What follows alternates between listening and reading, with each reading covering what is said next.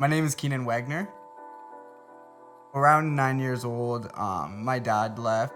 My mom struggles with substances as well. So I kind of grew up in and around alcohol and substances. I started hanging out with kids who we were smoking weed, we were doing mushrooms, we were doing ecstasy. I think I was in grade 6 or 7 when this was going on. I started not going to school, I started getting suspensions. And then I ended up going to high school, and high school is when it really got pretty bad for me. I ended up dropping out of high school in grade 9.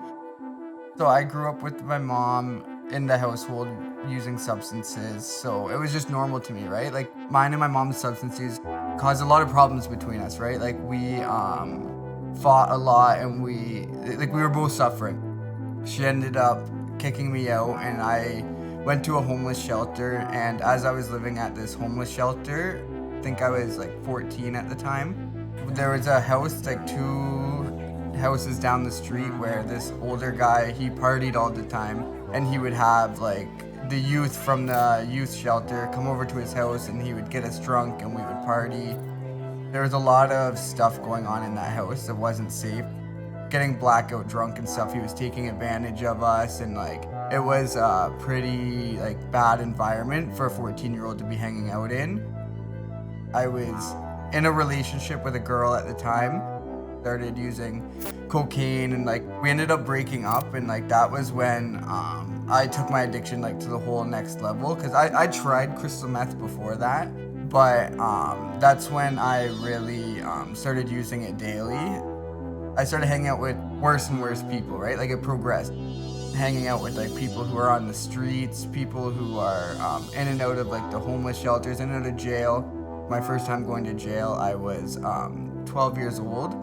I like to be in youth jail because they have like good food, they have a gym, they have classes. I had it a lot better in there than I did being out on the street. So I never really cared about the consequences of going to jail. A few years ago, my Nana passed away, and that is when my addiction took another leap, and I started using fentanyl. In my head, I wanted to kill myself. I was overdosing, and people kept bringing me back. But after a while, I became dependent on it. Started using needles as well. So I was mixing crystal meth with fentanyl. Couldn't even spend a night in a homeless shelter because I wouldn't show up for curfew because I cared too much about getting high. In and out of jail constantly, get a little bit healthy again, and I would go back and just pick up where I left off.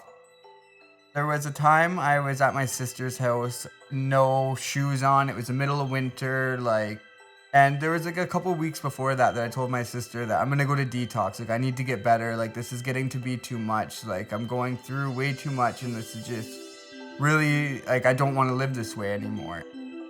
Called detox, and when I was in there, most of the time I just slept, like, because I was very sleep deprived and I was very malnourished.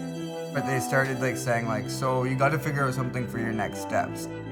I ended up going to their program, 25 beds here in Toronto for homeless adults that are waiting to get into treatment. So I was at the DARE program for about 4 months while I was waiting to get into treatment. Got into a treatment center from there.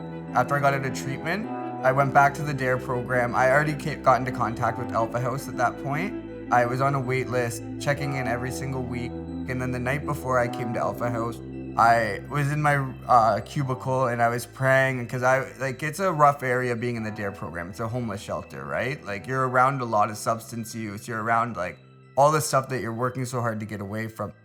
The next day, Jack called me and told me that they had a bed for me here at Alpha House.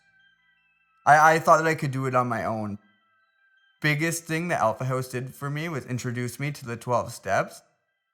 But there's like an endless amount of things that Alpha House did for me. Like they had me get into a regular schedule, being held accountable. Like I had doctor's appointments.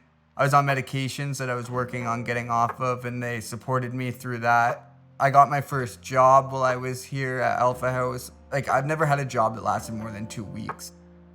There's just like countless responsibilities that I was held accountable for here at Alpha House that I've never had growing up. There's so much support and fellowship. Like I met like my best friend to this day here at Alpha House.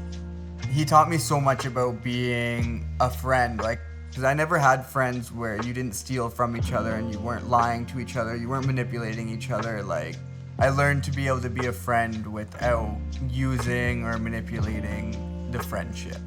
Nobody here knew me a day in my life. So many people that were just welcoming with like open arms.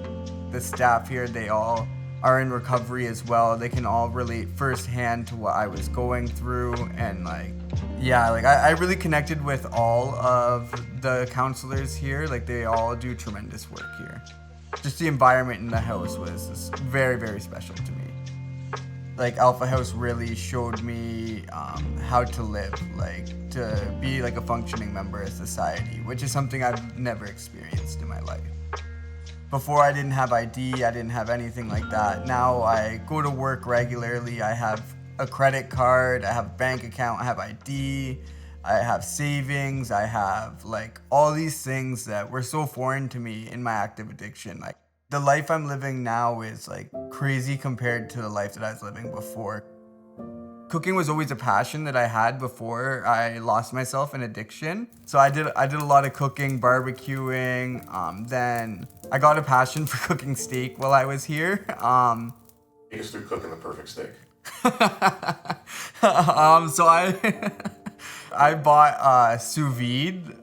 It's like an immersion circulator. So you like season it, you vacuum seal it, then you put it in your sous vide cooker and it cooks for about 2 hours, like a perfect medium rare. And then I take it out and I pat it dry and I bring it outside, and I bought a big blowtorch that I sear the steak with. Every time you cook it, it's like perfect edge to edge medium rare.